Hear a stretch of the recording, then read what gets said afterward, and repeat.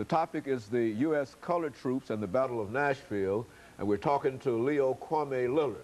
And of course, Professor Lillard has been giving us quite a bit of information in reference to his background. But let us continue this and have you to give us some information about the participation of African Americans in the war that we will eventually dealing with the battle. I would be glad to, Dr. Haney. I think as a child growing up in Nashville, I lived in South Nashville, and we had to walk to Cameron Junior High School, which is another part of South Nashville.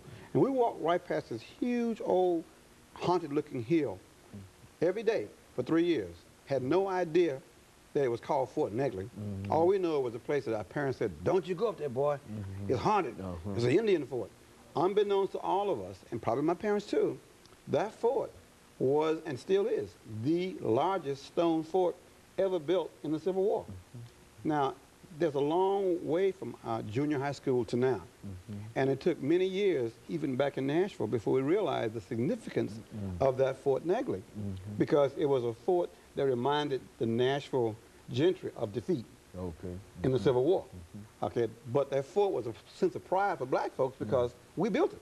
We built it with our own hands. In fact, they forced black men who were bricklayers and stonemasons to build that fort.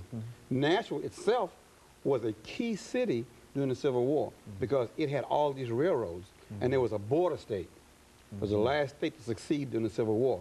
But it also allowed this city to become the launching area to supply the entire war effort that Lincoln needed to have to defeat the Confederate armies operating in Alabama and Georgia and Mississippi. So Nashville was occupied, it was only one of two cities occupied, Nashville and New Orleans. Only two cities occupied during the entire war, and became staging areas to defeat the Confederate Army. So this was a critical city for the Civil War. But more importantly, it also became a place to recruit black soldiers because all the slaves that wanted to join the Union Army had to come out of those southern states to get to Nashville to be recruited. And Tennessee had the second largest number of black recruits behind Virginia in the entire war, and also had the largest number of battles other than Virginia.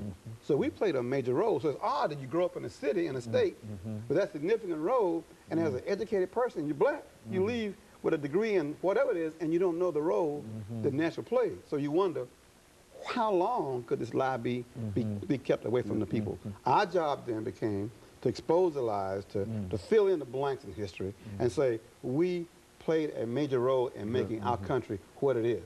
We didn't just do what's in the movie Gone with the Wind. And it's odd, Dr. Haney, that this stamp, the stamp this year is Hattie McDaniel, the black stamp, and she played Mammy in Gone with the Wind. All right?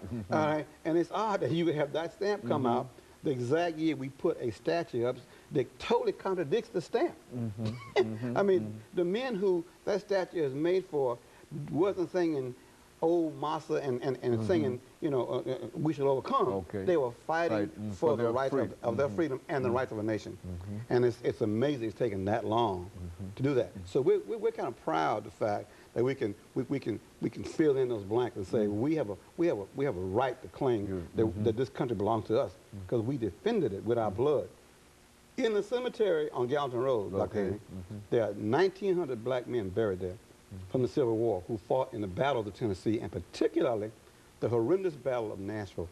Well, could you repeat that number there? Because I mean that's about 1,940 black men that are buried there already in the in a section called United States Colored Troops.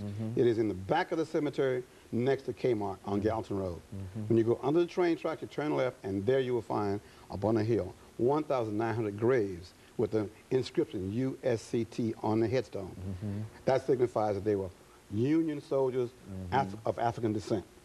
And they bled and fought bravely and defeated the Confederate Army. In fact, they defeated the last real army in the entire war that was effective. That caused the surrender of Lee and to Grant, which ended the Civil War in favor of the Union Army.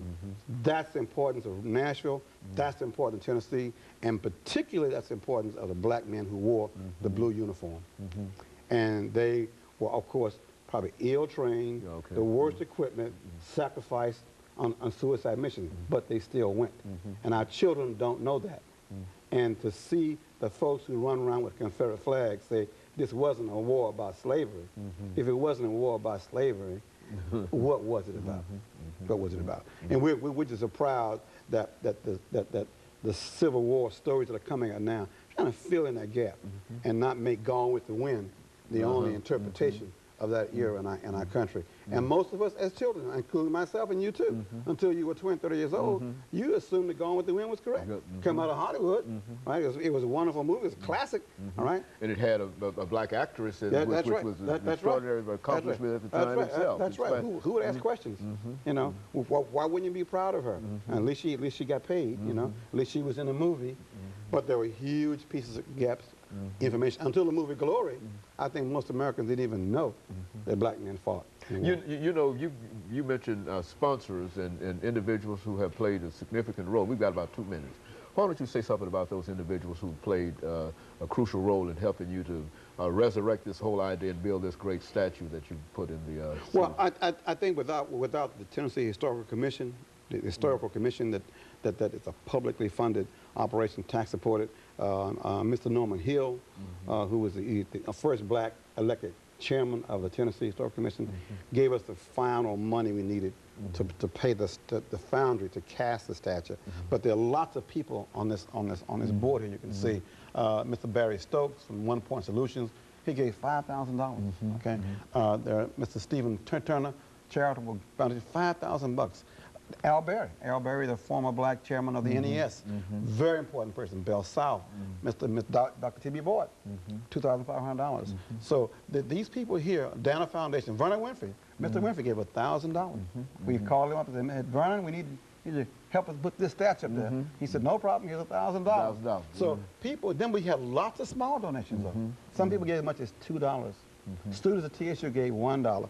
But it took all those students and all the people to put that $48,000 little nest egg together to get the statue. And so the statue cost $48,000. That was the total price. That's correct. But that's just the beginning. We still have promises to our major benefactors and major donors. We've got to honor those commitments by giving them some piece of artwork to say thanks for what you did. We committed to that. We have to maintain the statue. Very and good. most importantly, we've got to advertise it. Very good. And of course, what we'll do when we come back during this final segment, we'll talk about the Battle of Nashville and give you an opportunity to say some additional words in reference to some of the support that you need. Okay. And of course, we'll be back with our audience following this short commercial break.